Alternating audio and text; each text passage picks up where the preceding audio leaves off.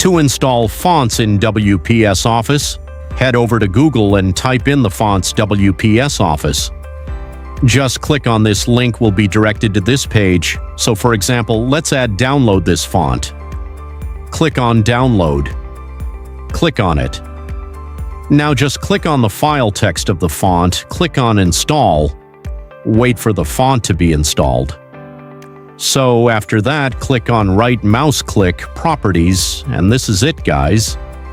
The font should now be successfully installed. Let's close WPS Office and open a new WPS Office here. After that, click on New, open a new text file, click on Confirm, click on Plus, and just search for our latest downloaded font. For example, let's search it here.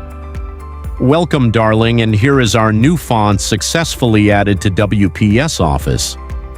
If you found this video helpful, don't forget to like and subscribe.